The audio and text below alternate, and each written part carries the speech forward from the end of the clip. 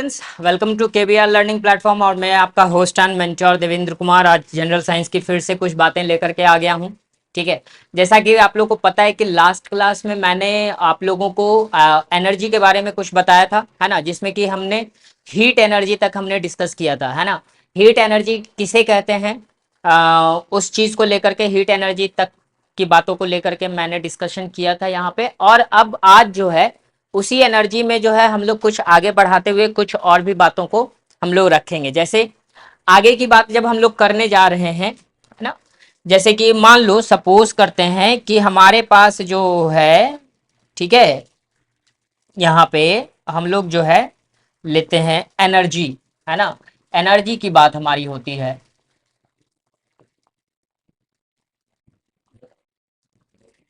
Energy यानी कि ऊर्जा की बात होती है। तो हमने ऊर्जा के बारे में आप लोगों को बताया था लास्ट क्लास में, हमने ऊर्जा के बारे में बताया था लास्ट क्लास में। आप लोग को जहां तक पता है हमने आप लोगों को पोटेंशियल एनर्जी यानी कि आप लोग को स्थितिज ऊर्जा के बारे में बताया था। स्थितिज ऊर्जा के कितने प्रकार होते हैं उसके बारे में बताया था। काइनेटिक एनर्जी के बारे में बताया था, यानी कि काइनेटिक एनर्जी कहने का मतलब गतिज ऊर्जा के बारे में भी हमने आप लोगों को बता दिया था, है ना। गतिज ऊर्जा तक की बात हो गई थी।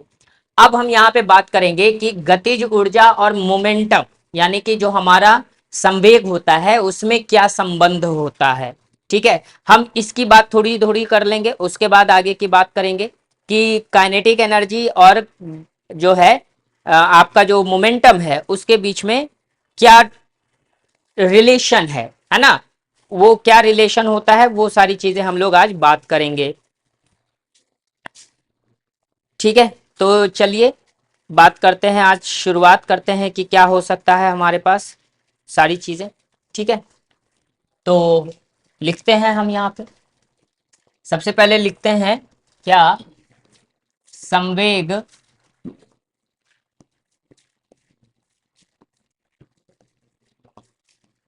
एवं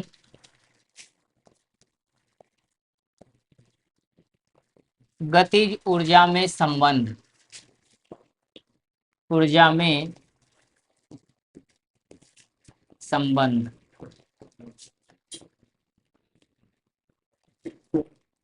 इसके बारे में हम लोग बात करेंगे।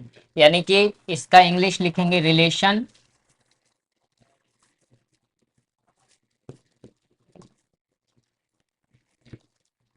Between, relation between kinetic energy, short form लिख रहे हैं, एंड मोमेंटम।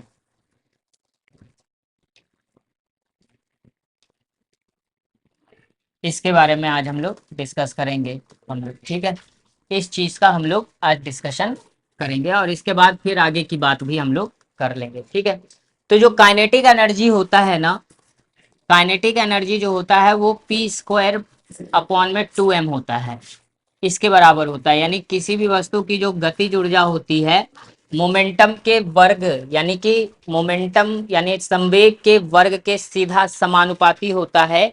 एवं आपका जो होता है यहाँ पर द्रव्यमान के व्युत्क्रमानुपाती होता है। आप इसको ऐसे लिख सकते हैं, ठीक है, इसको यहाँ पर काम कर सकते हैं। जैसे हम लिख सकते हैं क्या, कि किसी भी वस्तु की,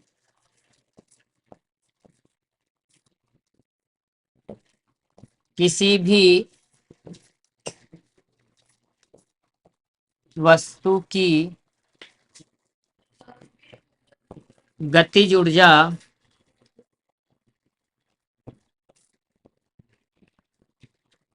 ऊर्जा उस वस्तु के, उस वस्तु के संवेग के वर्ग के, है ना, संवेग के वर्ग के सीधा समानुपाती होता है। ठीक है, सीधा क्या होता है, समानुपाती होता है।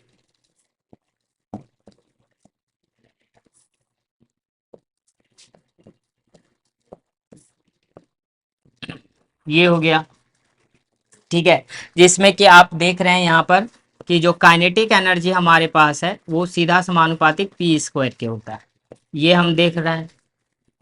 ठीक, ये दूसरा हमारे पास ये पहला था, ठीक है। इसी का अगर हम इंग्लिश लिखें तो लिख सकते हैं kinetic energy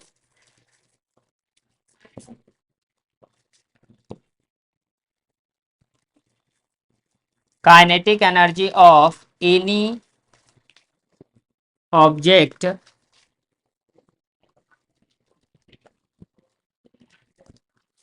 is directly proportional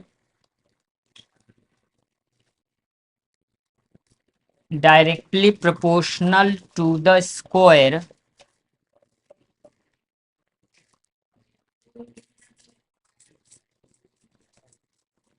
square of momentum of that body, momentum of that body। समझ में बात आ गई यहाँ पर?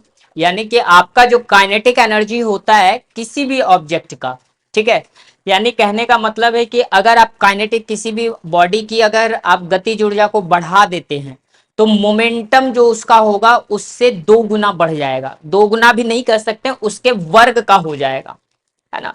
यानी स्क्वायर गुना जो है बढ़ जाएगा। जैसे मान लो कि अगर हम किसी वस्तु की काइनेटिक एनर्जी को जो है हमने 2 जूल बढ़ाया तो इसका मोमेंटम कितना मिल जाएगा हमें, 2 का स्क्वायर कर देंगे तो कितना मिल जाएगा, 4 मोमेंटम, यानी 4 मीटर, है ना। न्यूटन रहता है ना, मोमेंटम एमवी रहता है यहाँ पे, है ना। 4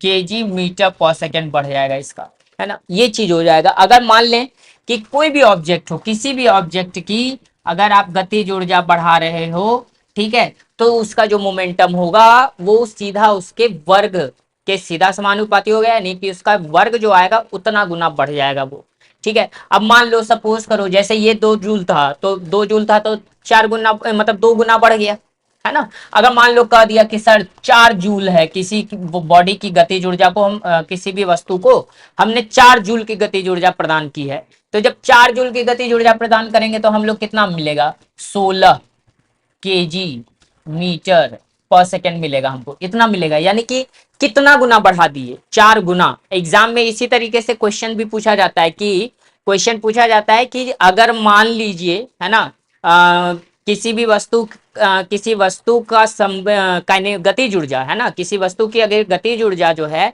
आप 3 जूल दी गई है ना, या फिर ये भी कह सकता है कि किसी वस्तु की गतिज ऊर्जा जो है 2 जूल से बढ़ाकर 4 जूल कर दी गई है, ठीक है।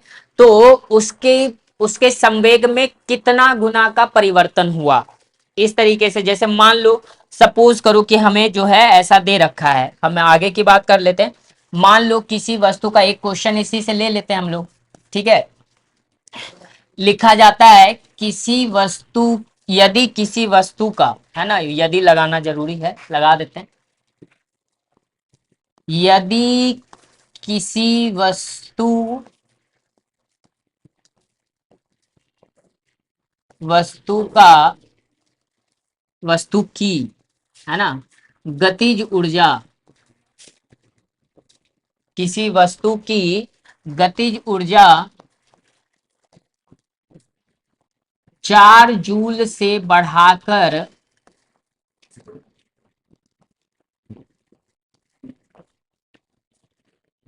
4 जूल से बढ़ाकर 8 जूल कर दिया जाए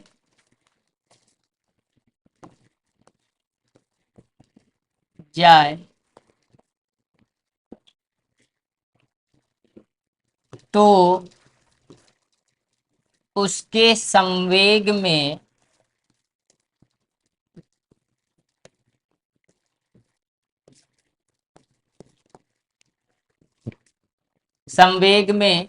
कितने की बढ़ोतरी होगी, या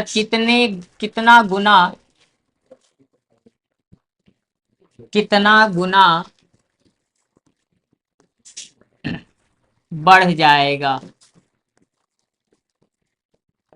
मान लो कि इस तरह का क्वेश्चन हमारे पास दे रखा है, ठीक है, कि किसी वस्तु की गतिज ऊर्जा 4 जूल से बढ़ाकर 8 जूल कर दिया गया है, तो उसके संवेग में कितना गुना बढ़ बढ़ जाएगा, है ना, उसका संवेग में कितना गुना बढ़ जाएगा, बढ़ोतरी कितनी आएगी संवेग में।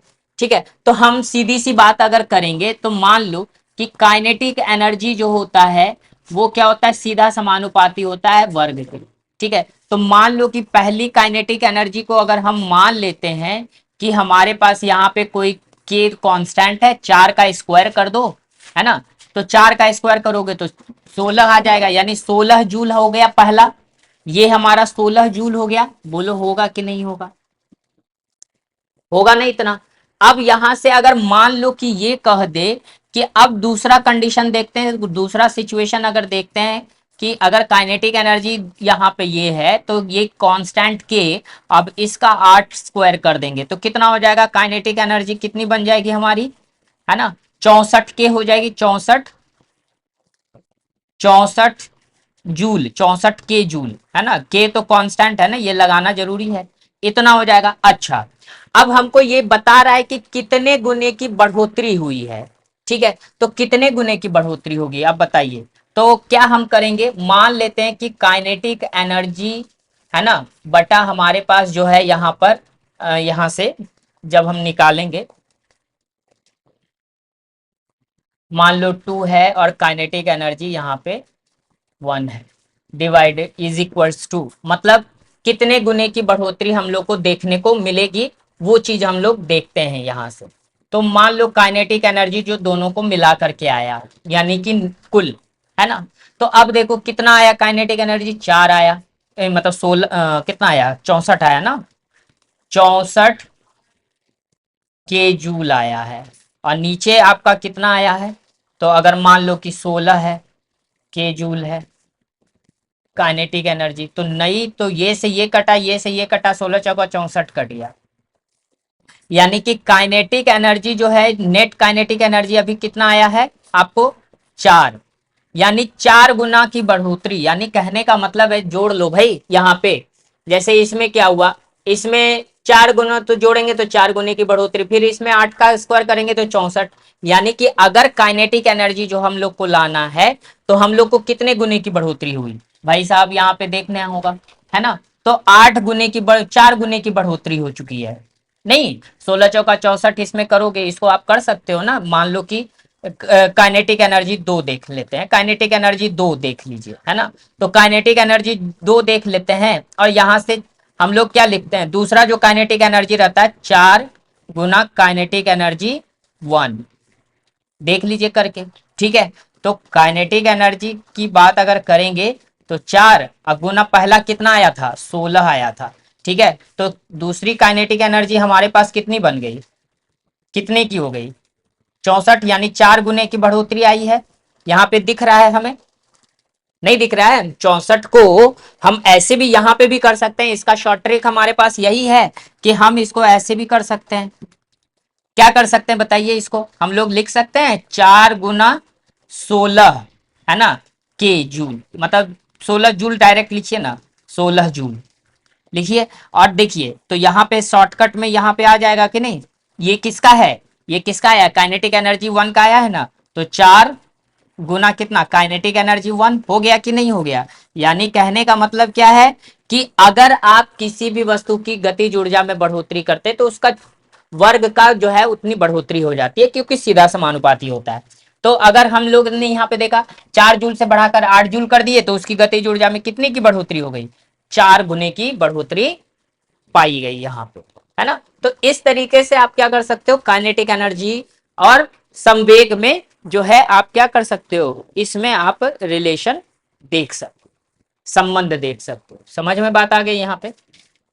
अब आगे की बात करते हैं, नेक्स्ट।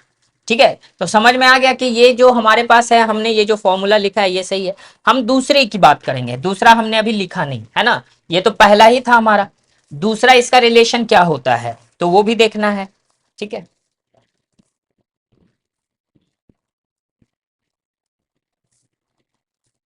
पहला हो गया, दूसरा खाली हो गया, तीसरा भर गया, यानी दूसरा खाली हो गया है ना। चलिए इसी को लेकर अब यहाँ पे दूसरा हम लोग देखते हैं, दूसरा रिलेशन क्या कहता है ना, बोलता है किसी भी वस्तु की गतिज ऊर्जा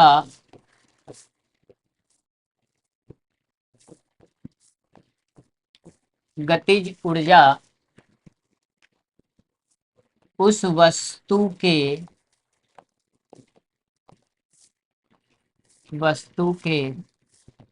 द्रव्यमान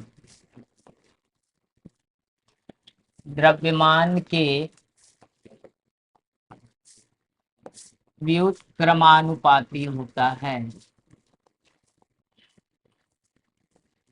व्युत्क्रमानुपाती होता है। ठीक है, ये हमारे पास लिखा गया।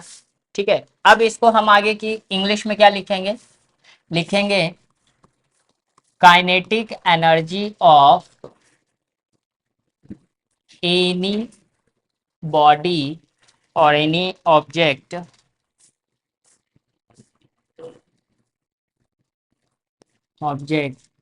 Is inversely proportional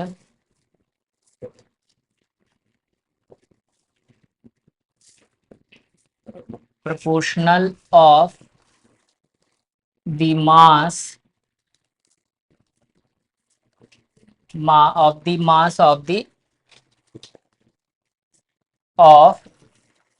of that body of that object लिख दीजिए। ठीक, ये हमारा दूसरा हो गया, यानी काइनेटिक एनर्जी जो होता है इनवर्सली प्रोपोर्शनल होता है 1/m, मतलब m मास के इनवर्सली प्रोपोर्शनल होता है, 1/m के नहीं, आपके मास के इनवर्सली प्रोपोर्शनल होता है। यानी कि किसी भी वस्तु का आप द्रव्यमान घटाओगे, आपका उस वस्तु का जो है काइनेटिक एनर्जी अपने आप बढ़ जाएगा, यानी गतिज ऊर्जा उसकी अपने आप बढ़ जाएगी। वैसे भी आप देखते होगे कि कोई भी चीज को आप उठा के फेंको, मान लो कि अगर आप 1 किलो को जितने 1 किलो वाली किसी भी वस्तु को जितने स्पीड से आप फेंक सकते हो, उतने ही स्पीड से आप 5 किलो वाले वस्तु को फेंक सकते हो क्या? नहीं फेंक सकते। क्यों? क्योंकि उसका द्रव्यमान ज्यादा है। तो द्रव्यमान जैसे बढ़ेगा काइनेटिक एनर्जी घट जाएगी, और द्रव्यमान घटेगा काइनेटिक एनर्जी यानी गतिज ऊर्जा बढ़ जाएगी। तो ये आपका दो रिलेशन होता है, आपका किस किस का हमने बताया, एक आपको बताया गतिज ऊर्जा, संवेग और गतिज ऊर्जा में संबंध, उसके बाद ये सारी चीजें, उसके बाद आपको मैंने स्टेटमेंट लिखा दिया, उसके बाद मैंने आपका एक क्वेश्चन करा दिया इसी पे। अब इसके बाद की बात हम लोग करेंगे। देखिए, एक ऊर्जा होती है जिसे हम लोग यांत्रिक ऊर्जा कहते हैं, यानी कि मैकेनिकल एनर्जी कहते हैं। ठीक है, यानी कि अब हम लोग बात करेंगे आज अभी फिर यांत्रिक ऊर्जा की।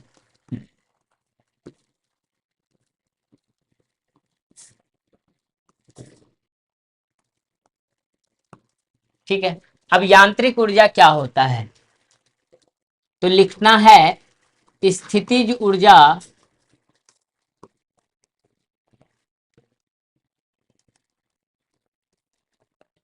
एवं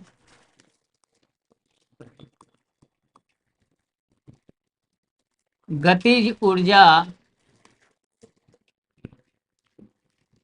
के योग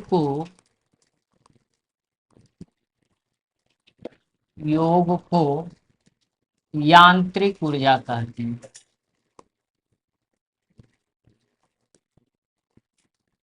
यांत्रिक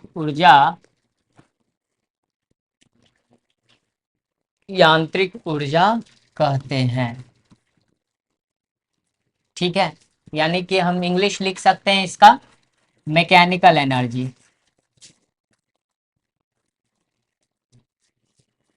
मैकेनिकल एनर्जी,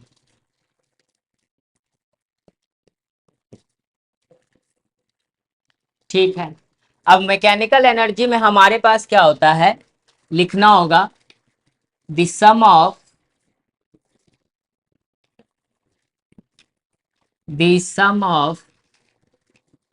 पोटेंशियल एनर्जी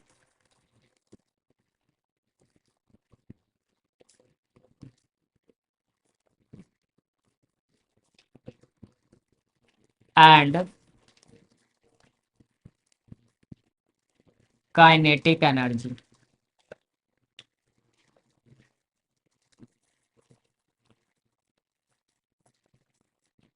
ठीक है, the sum of potential energy and kinetic energy, इसे ही हम लोग क्या कहते हैं, मैकेनिकल एनर्जी। तो मैकेनिकल एनर्जी जो होता है आपका, ये होता है kinetic energy plus potential energy, ये आपका होता है मैकेनिकल एनर्जी। बात समझ में आ गई? यानी कि यांत्रिक ऊर्जा बराबर गतिज ऊर्जा प्लस स्थितिज ऊर्जा, ये होगा इसका।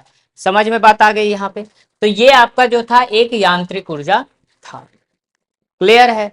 चलो, अब हम यहां से क्या करते हैं कि और भी तरह की ऊर्जाएं होती हैं, है ना, यानी कि वेरियस टाइप्स ऑफ एनर्जी, उसकी हम एक दो एनर्जी की हम लोग चर्चा यहाँ पे कर लेते हैं, लिख लेते हैं, है ना। जैसे कि हमने जो है कहते हैं ना, नाभिकीय ऊर्जा के बारे में हमने पढ़ा था फर्स्ट क्लास में, जिस दिन हमने स्टार्ट किया था उसके सेकंड डे हमने पढ़ा था, नाभिकीय ऊर्जा के बारे में पढ़ा था। इसके अलावा और भी ऊर्जाएं होती हैं, जैसे कि ऊष्मीय ऊर्जा होती है ना, भूष्मीय ऊर्जा होती है, फिर आपका जो होता है कहते हैं ना आपका जो होता है हम लोग कह सकते हैं उसको, और भी जैसे कि सौर ऊर्जा हो गई, ठीक है, वायु ऊर्जा हो गई, यानी कि जिस इस तरीके से हम लोग, वायु से भी तो ऊर्जा ऊर्जा निकलती है, यानी ऊर्जा का यूज, विद्युत ऊर्जा हो गई। इस तरीके से बहुत सारी तरह की ऊर्जाएं होती हैं, है ना। तो उस कुछ जो मुख्य ऊर्जाएं हैं, है ना, उनको हम लोग देख लेते हैं आगे की तरह, है ना, क्योंकि बस जानना है डेफिनेशन क्या होता है नहीं होता है ना, बाद बाकी उसके बारे में ये सारी चीजें, जैसे कि मान लीजिए हम लिखते हैं, है ना, विभिन्न प्रकार की ऊर्जा,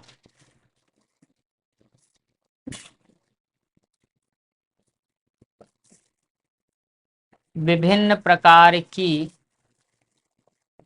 ऊर्जा, ठीक है, यानी कि हम लिख सकते हैं वेरियस टाइप्स ऑफ एनर्जी, ठीक है, various types of energy,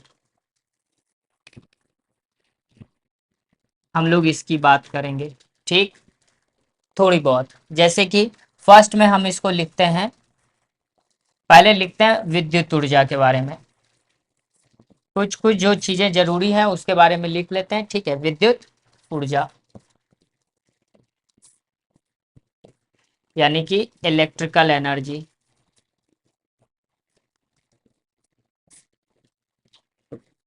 electrical energy. तो क्या लिखना होगा, जब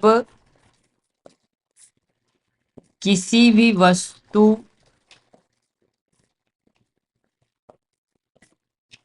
किसी भी, है ना, वस्तु को, या फिर आप लिख सकते हैं वैसी ऊर्जा, है ना, डायरेक्ट आप लिख लीजिए वैसी ऊर्जा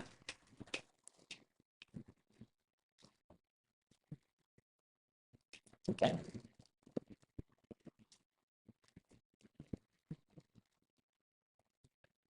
सीधा लिखते हैं वैसी ऊर्जा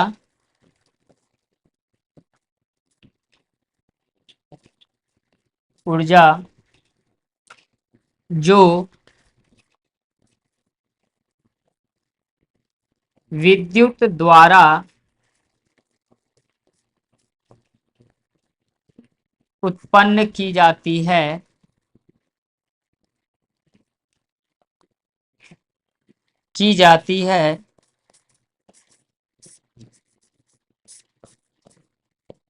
उसे विद्युत ऊर्जा कहते हैं, ऊर्जा कहते हैं, ठीक है। सिंपल सी बात है भाई, विद्युत धारा के द्वारा, विद्युत के कारण जो ऊर्जा उत्पन्न होती है उसे विद्युत ऊर्जा कहेंगे हम लोग, है ना। अगर इंग्लिश में लिखेंगे तो लिखेंगे the energy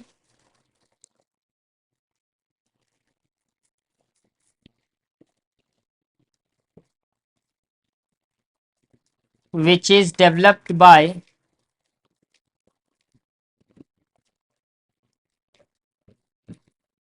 by electric current और इलेक्ट्रिसिटी, है ना, developed by electricity, then it is known as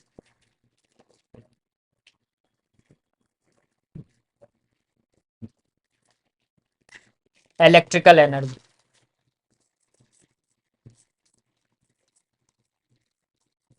electrical energy, बात समझ में आ गई यहाँ पे, ये सारी चीजें हैं, है ना। तो यहाँ पे हमारे पास क्या है कि ये विद्युत ऊर्जा हो गई। अब इसके बाद भाई साहब आप देख रहे हैं जो भी काम है हम करते हैं, जो भी काम हम लोग करते हैं अभी के समय में, जितनी भी काम हो गए हैं वो सारे के सारे विद्युत पे निर्भर हो गए हैं, है ना। विद्युत के द्वारा ही हम लोग सारे बहुत सारे काम कर सकते हैं। जैसे ये बोर्ड आपका चल रहा है तो ये बोर्ड आपका विद्युत ऊर्जा के कारण ही चल रहा है ना। इतनी सारी लाइटें जल रही हैं आपको, है ना, वो दिख रही है, बोर्ड इतनी क्लियर रूप से आप लोग को दिख रहा है, तो ये किसकी वजह से, विद्युत ऊर्जा के कारण हो रहा है ना। तो जब विद्युत ऊर्जा की मदद से हम कोई भी कार्य को संपन्न करते हैं तो उसे विद्युत ऊर्जा कहते हैं। ठीक है, ऊर्जा का काम क्या है, हमने क्या बताया स्टार्टिंग में, हमने एनर्जी के बारे में जब बताया था तो हमने क्या बोला था कि ऊर्जा का काम क्या है, ऊर्जा का काम है कार्य करवाना। अगर आपके अंदर ऊर्जा है तो आप काम करवा सकते हैं, अगर आपके अंदर ऊर्जा नहीं है तो आप काम नहीं कर सकते हैं, है ना। कार्य, कोई भी कार्य को संपन्न नहीं कर सकते हैं। तो ऊर्जा है तभी है कार्य, अगर ऊर्जा नहीं है तो कार्य भी नहीं होगा। तो ये सारी चीजें हमारे पास होती हैं। ठीक है, नेक्स्ट हम लोग बात करेंगे ऊष्मीय ऊर्जा की, है ना। हम बात कर लेते हैं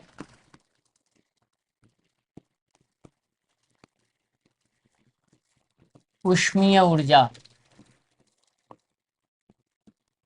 ठीक है, वैसी ऊर्जा, ऊर्जा जो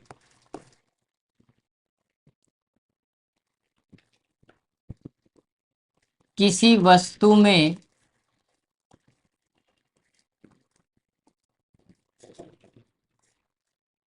किसी वस्तु में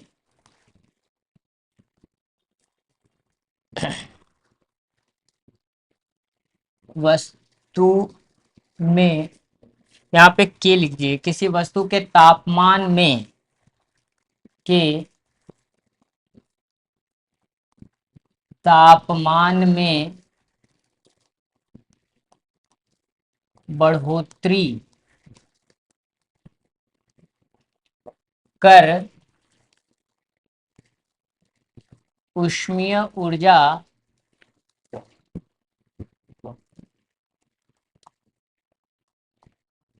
ऊष्मीय ऊर्जा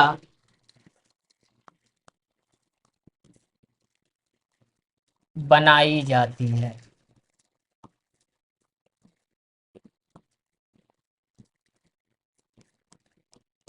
ठीक है, यानी वैसी ऊर्जा जो किसी वस्तु के तापमान में बढ़ोतरी कर बनाई जाती है ना।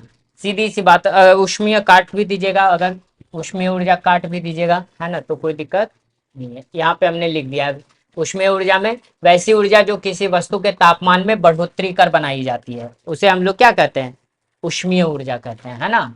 यहाँ पे हम लोग लिख सकते हैं इसको,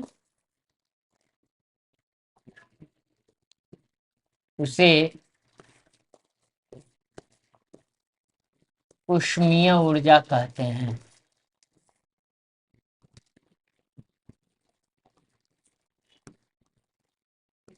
ऊर्जा कहते हैं।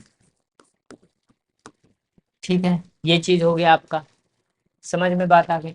इंग्लिश में लिखने की बात आएगी तो हीट एनर्जी लिख सकते हैं इसको।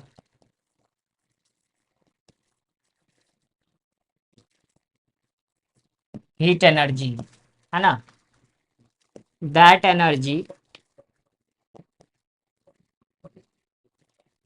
Energy is said to B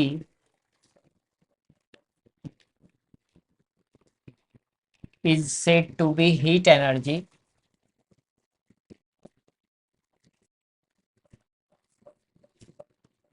which is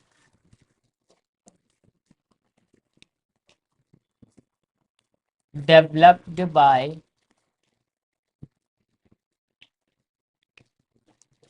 the rising of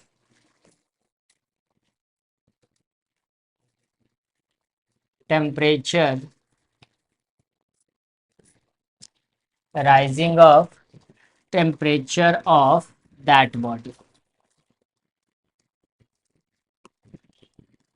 सीधा लिख दीजिए राइजिंग ऑफ टेम्परेचर, है ना, सीधी सी बात हो जाएगी, उतने लिखने की जरूरत नहीं पड़ेगी।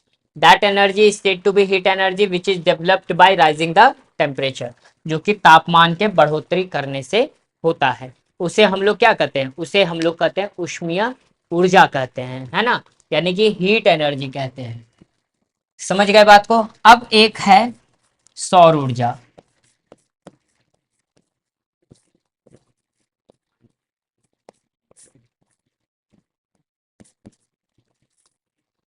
ठीक है, अब सौर ऊर्जा क्या है, तो सूर्य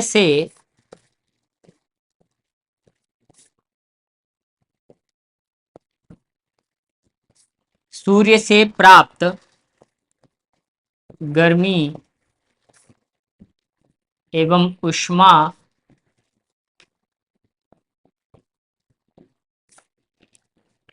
का प्रयोग कर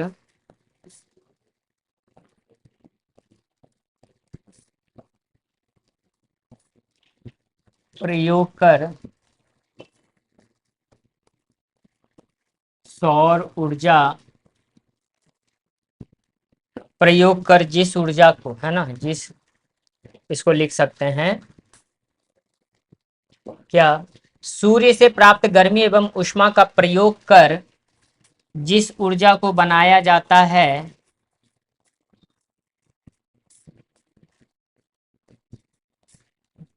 को बनाया जाता है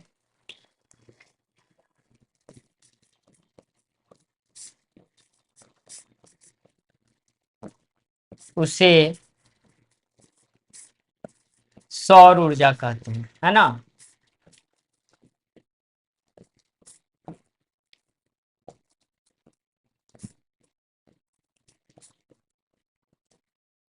समझ में बात आ गई यहाँ पे, यानी कहने का तात्पर्य यहाँ पे ये हुआ कि अगर, इसका इंग्लिश भी लिख देते हैं, है ना,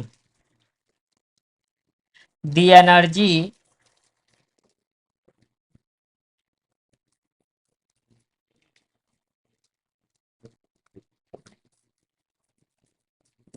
gained by sun is known as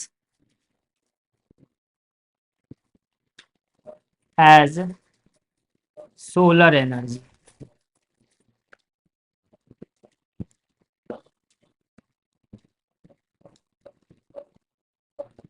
ठीक है, यानी कि जो एनर्जी हमें सन से मिलता है उसे हम लोग क्या कहते हैं, सोलर एनर्जी, यानी कि सौर ऊर्जा।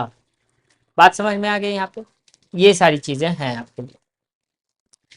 नेक्स्ट पार्ट, अब जनरली जो होते हैं, ये तो इतने टाइप के ऊर्जाएं हो गई, है ना, इतने इतने तरह की ऊर्जाएं हो गई हमारे बीच, है ना। इसी तरीके से और भी है, वायु ऊर्जा है, ठीक है, यानी वायु से जो, है ना, ऊर्जा प्राप्त की जाती है, वायु ऊर्जा हो जाती है, जिसमें कि आपका जो होता है दो ऊर्जा और होता है, एक तो होता है रासायनिक ऊर्जा, जो कि हमने बता दिया था। रासायनिक ऊर्जा का प्रयोग हम लोग करते हैं जैसे NTPC, national thermal power corporation में, है ना, यानी कि वहां पे बिजली का उत्पादन किया जाता है ना, कोयले को जला करके। और एक होता है हाइड्रोलिक पावर कॉरपोरेशन, यानी कि इसमें जो है आपको जल के माध्यम से, यानी तालाब जैसे बड़े बड़े बांध, जो काफी गहरी नदी है, काफी बड़ी नदी है ना, उस पे क्या किया जाता है, बड़े बड़े डैम बना दिया जाता है ना, और डैम बना करके जो है उसके पानी का यूज किया जाता है और बिजली का उत्पादन करने के लिए, जिसमें कि टरबाइन पे वो पानी गिराया जाता है, और फिर गिरा करके जो है उससे टरबाइन चलता है, और टरबाइन जब चलता है तो फिर बिजली उत्पन्न होती है ना। जिसमें कि हमारे पास जो होता है, हमारे हमारे देश में भी है, उधर इधर गुजरात में है, सिंधु नदी पे भी अब बनने की तैयारी हो रही है डैम, है ना। फिर इधर हमारे पास जो कहते हैं ना तमिलनाडु के तरफ भी, उड़ीसा में भी हमारे पास बांध है ना, जो कि एनएचपीसी है, नेशनल हाइड्रो पावर कॉरपोरेशन है, जिससे कि हम लोग क्या कर सकते हैं, विद्युत का उत्पादन करते हैं। ठीक है, तो बहुत सारी तरह की ऊर्जाएं होती हैं यहाँ पर। अब जो होती है ऊर्जा के जो मुख्य दो प्रकार होते हैं वो देखिए, ये लिखाते हैं, है ना। यानी कि कहने का मतलब क्या, रिसोर्सेस के हिसाब से, है ना, प्राप्त करने के अकॉर्डिंग, है ना, यानी कि ऊर्जा के प्रयोगात्मक रूप से, है ना। यानी कि कहने का मतलब है कि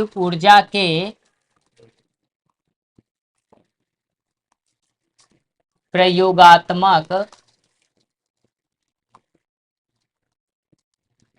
ऊर्जा के प्रयोगात्मक रूप से यह दो प्रकार के होते हैं।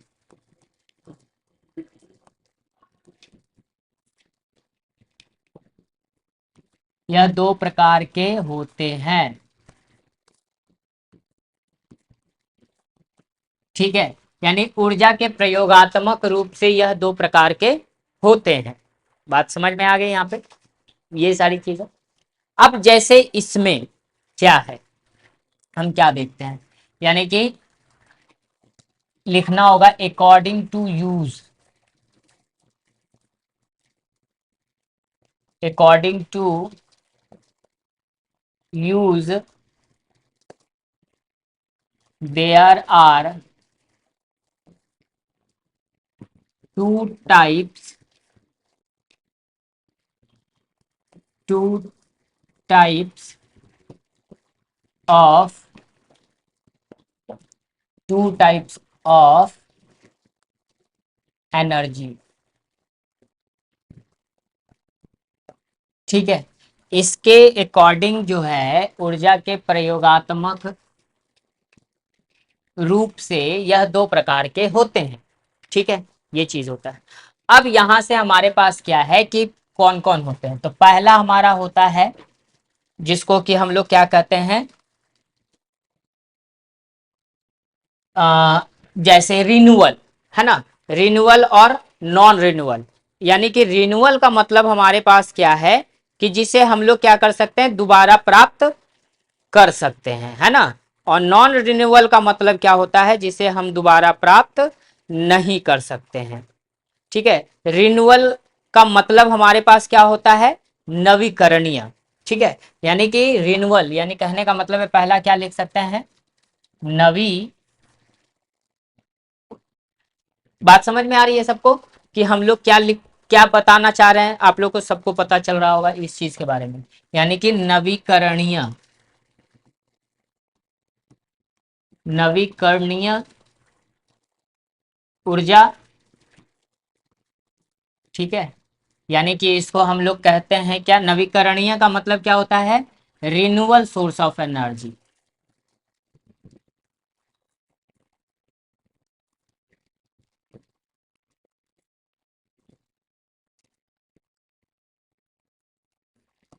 Renewal resource, source of energy, है ना, सोर्स ऑफ एनर्जी।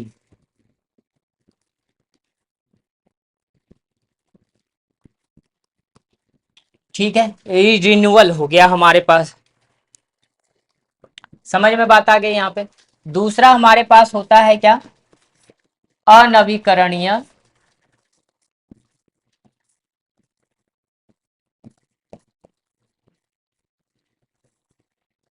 अनवीकरणीय ऊर्जा।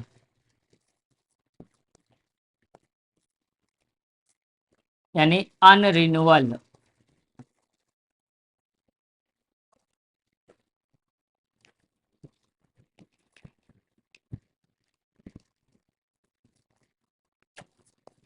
Source of energy.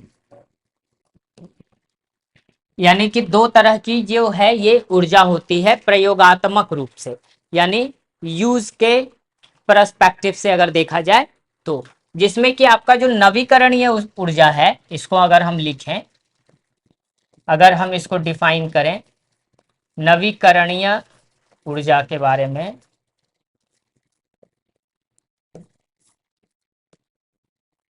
है ना, इसमें लिख सकते हैं ऊर्जा का ऐसा स्रोत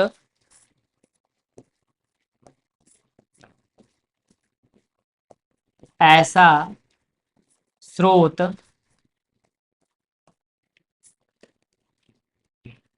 जिसकी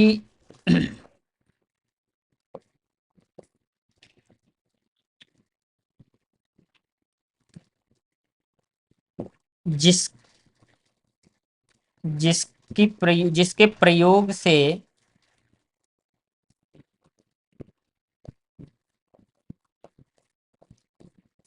से उसका क्षय ना हो।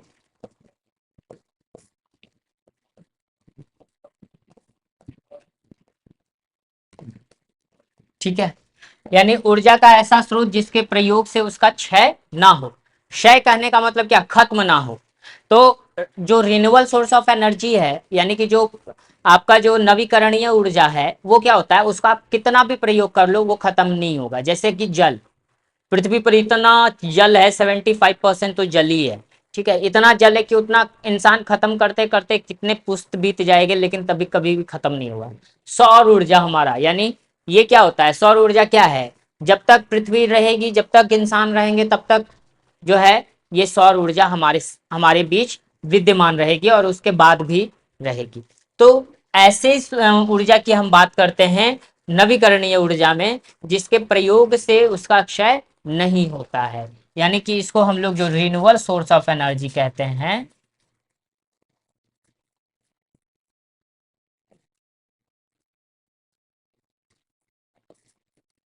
सोर्स ऑफ एनर्जी जो कहा जाता है, ठीक है, तो लिख सकते हैं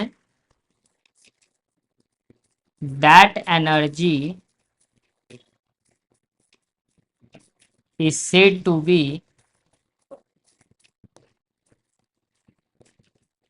renewable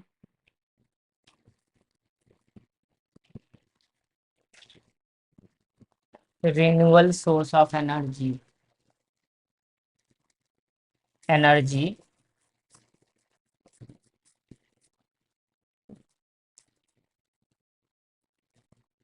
which are which can, है ना, which can never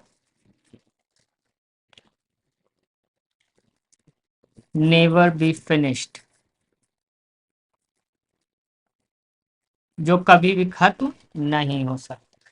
ठीक है, उससे हम लोग रिन्यूएबल सोर्स ऑफ एनर्जी कह सकते हैं, या फिर दोबारा से गेन कर सकते हैं उसको, ये लिखते हैं हम लोग।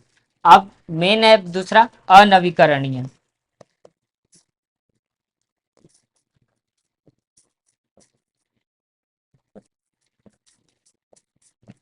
अनवीकरणीय ऊर्जा वैसी ऊर्जा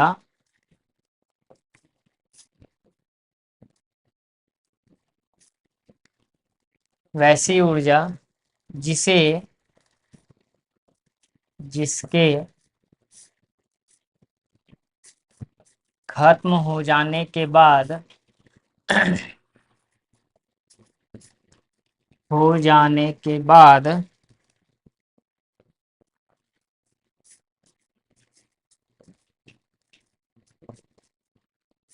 दोबारा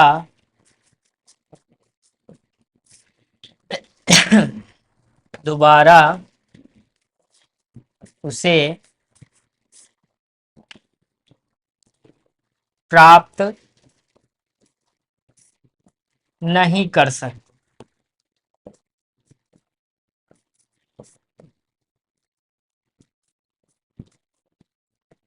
है ना। इसे हम लोग क्या कहते हैं, non renewable source of energy. एक मिनट जरा रुक जाइएगा, मैं पानी पी लूं।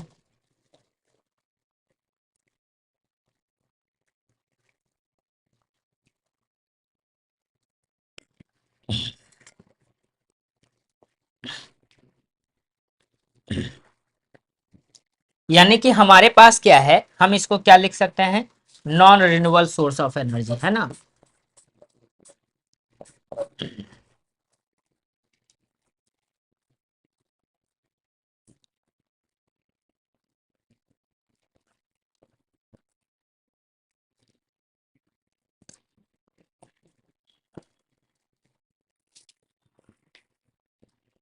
ठीक है, अब non renewable source of energy में हमारे पास क्या है, that energy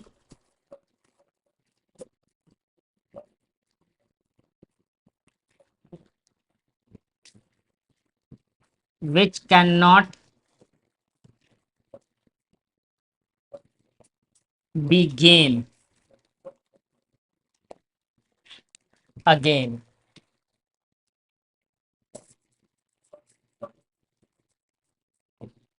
when if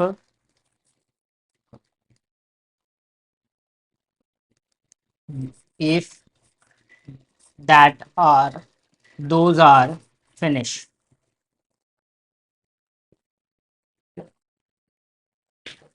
those will be finished।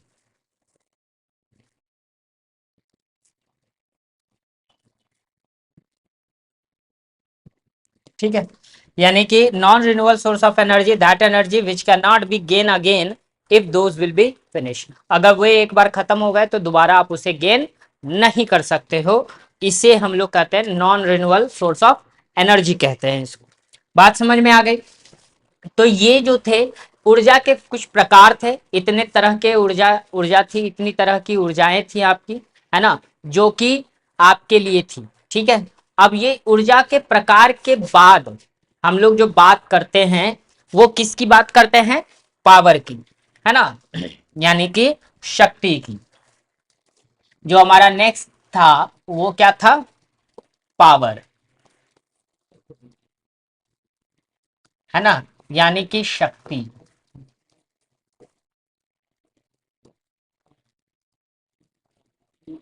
शक्ति, है ना। तो अब शक्ति किसे कहते हैं, पहले इसको हम लोग देख लेते हैं, उसके बाद हम आगे की बात करेंगे। ठीक है, तो लिखते हैं, यानी शक्ति में इतनी शक्ति है कि क्या कहें। तो शक्ति कहते हैं प्रति इकाई, प्रति इकाई समय में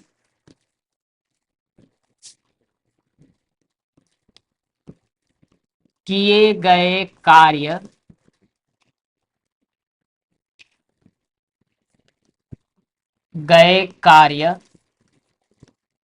को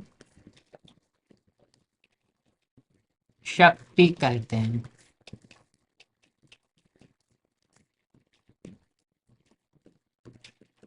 ठीक है, यानी कि पावर को हम लोग क्या लिख सकते हैं,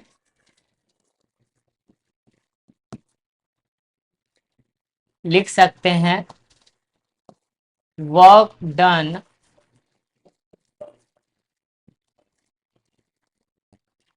in unit time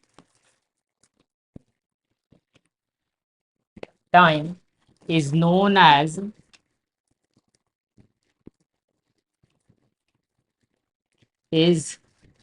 as power.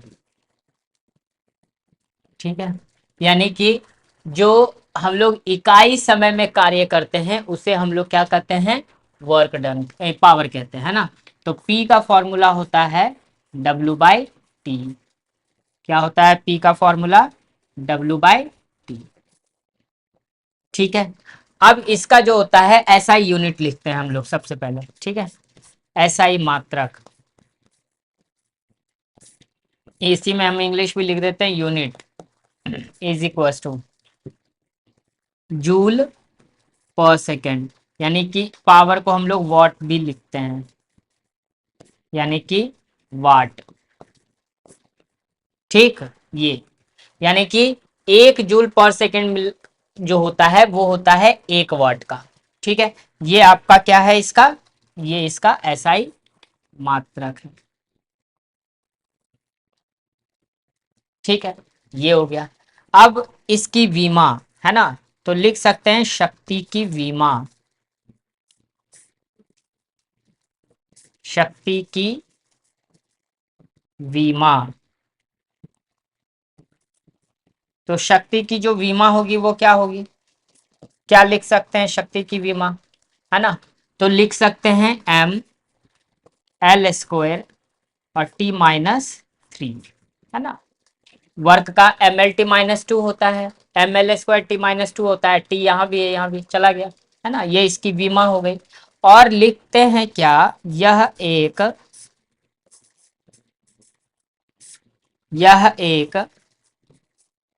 अदिश राशि है, यह एक क्या है, अदिश राशि है।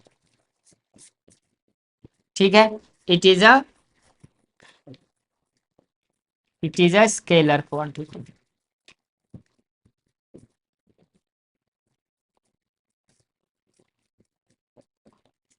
समझ गए बात को। ये जो है इसका, इसकी विमा जो होती है M L square T minus three, यह एक अदिश राशि है ना, it is a scalar quantity. ये हमारा क्या है, पावर है। ठीक है, पावर को हम लोग अपने दैनिक जीवन में भी शक्ति का प्रयोग करते हैं, जैसे मीटर वगैरह में जो होता है ना, मीटर वगैरह में जो होता है हम लोग क्या लिखते हैं कि 1 किलोवाट, इसका जो बड़ा यूनिट होता है ना, पावर का यानी शक्ति का बड़ा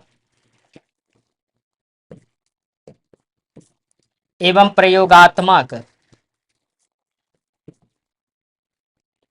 एवं प्रयोगात्मक इकाई।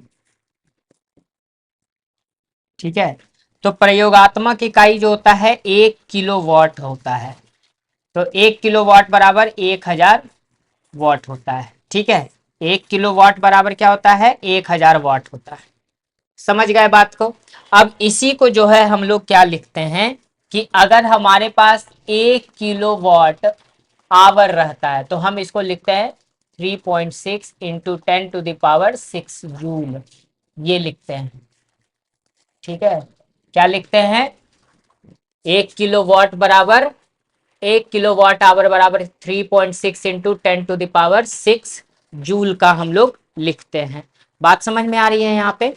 तो इस तरीके से आपका जो होता है ये पावर का कुछ प्रैक्टिकल यूनिट हमने लिखा, है ना। यहाँ पे आपको हमने यहाँ पे 1 किलोवाट के बारे में बताया कि 1 किलोवाट क्या होता है। इसको और भी तरीके से हम लोग लिख सकते हैं, जैसे कि W/T है ना, तो कहीं कहीं आप जो है इसको ऐसे भी लिख सकते हैं। जैसे मान लीजिए कि हमने क्या किया कि जैसे मान लीजिए कि पावर बराबर होता है W/T।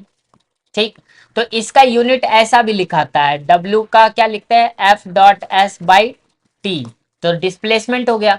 तो आप इसको ऐसे भी लिख सकते हैं, क्या, न्यूटन, F का न्यूटन मीटर पर सेकेंड, है ना, न्यूटन मीटर पर सेकेंड भी पावर का ऐसा ही, इसका ऐसा यूनिट ये भी होता है। और भी इसको बदल सकते हैं आप, है ना, तो आप न्यूटन को क्या लिख सकते हैं, केजी, है ना, मीटर स्क्वायर पर सेकेंड स्क्वायर, ये भी लिख सकते हैं। ये भी आपका होता है पावर का। तो ये सब इंपॉर्टेंट पॉइंट्स होते हैं आपके। ठीक है, एसआई यूनिट में ये सारे इंपॉर्टेंट होते हैं आपके, जिसमें कि आपका जो है पावर के बारे में बताया जाता है। ये सारी चीजें भी होती है, ये सब प्रयोगात्मक होता है। ठीक है, ये 1 किलोवाट आवर बराबर 3.6 into 10 to the power 6 joule की बात होती है। अगर हम इसी में अगर बात कर लें कि मान लीजिए कि सपोज कि कोई व्यक्ति जो है प्रति सेकंड जो होता है 10 जूल ऊर्जा खर्च करती है, तो पूरे 1 महीने में कितनी ऊर्जा खर्च करेगा, है ना। अगर मान लो कि कोई व्यक्ति जो है, अगर मान लो कि कोई व्यक्ति जो है क्या करता है प्रति सेकंड, कितनी, प्रति सेकंड, है ना, मान लो कि 50 जूल ऊर्जा खर्च कर रहा है प्रति सेकंड, 50 जूल, तो वह 10 सेकंड में कितना जूल ऊर्जा खर्च करेगा, ये चीज बात कर रहा है। ठीक है, मान लो सपोज करते हैं कि पावर जो है यहाँ पे W/T होता है। ठीक है, ये हम जान रहे हैं, यानी कि 1 सेकंड में कितनी जूल ऊर्जा खर्च कर रहा है, कितना पावर ले रहा है, 50 वाट का। है ना, क्योंकि यही कह रहा है ना। मान लो कि पावर जो है, पावर 50 वाट है, पावर इसका कितना है 50 वाट का प्रति सेकंड है, तो पी कितना हो गया, पावर कितना हो गया। अगर प्रति सेकंड 50 जूल ऊर्जा खपत कर रहा है तो पावर कितना हो गया, 50 वाट का इसका पावर हो गया, 50 वाट का इसका क्या हो गया, पावर हो गया, है ना। ये चीज दिख रहा है आप लोगों को, 50 वाट का पावर हो गया। तो यही व्यक्ति जो है 10 सेकंड में कितना ऊर्जा यानी कितना पावर कंज्यूम कर लेगा, 10 सेकंड में कितना पावर कंज्यूम करेगा। तो भाई 10 सेकंड में कितना पावर कंज्यूम कर सकता है, तो P इज इक्वल टू हम लोग लिख सकते हैं पावर, है ना, यानी कि कितना ऊर्जा खर्च करेगा। तो हम लोग W/T लिख लेते हैं, 10 सेकंड की बात कर रहा है तो 10 सेकंड हम लोग ले लेते हैं यहाँ पे, 10 सेकंड। अब देखो यहाँ पे भाई 50 वाट दे रखा है, गुना 10 हो जाएगा, है ना, तो वाट वर्क हो गया, यानी ऊर्जा हो गई, यानी कि जो है 500 जूल की ऊर्जा निकाल सकता है। अगर कोई व्यक्ति जो है प्रति सेकंड 50 जूल की ऊर्जा खपत करता है तो 10 सेकंड में वो 500 जूल की ऊर्जा ले लेगा। बात समझ में आ रही है। तो ये सब छोटे छोटे आपके कुछ क्वेश्चंस हैं, है ना, जो कि आपके लिए महत्वपूर्ण होते हैं। यहां से जो आपका है वर्क एनर्जी का, वर्क एनर्जी पावर, है ना, वर्क एनर्जी पावर जो हो गया ये फिनिश्ड हो गया, वर्क एनर्जी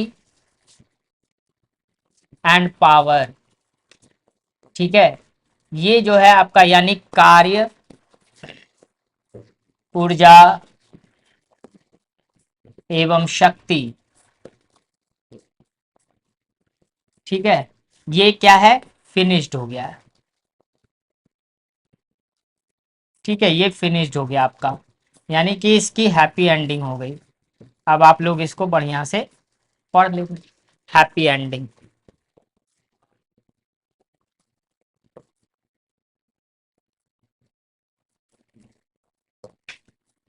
ठीक है।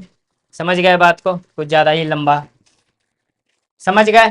यानी कि अब जो है हम लोग जब नेक्स्ट क्लास में मिलेंगे तो एक नए चैप्टर के साथ मिलेंगे, और नए टॉपिक के साथ और नए जोश के साथ मिलेंगे, ठीक है। तब तक के लिए आप लोग मस्त रहिए और पढ़ाई पे मन लगाते रहिए। Thank you so much.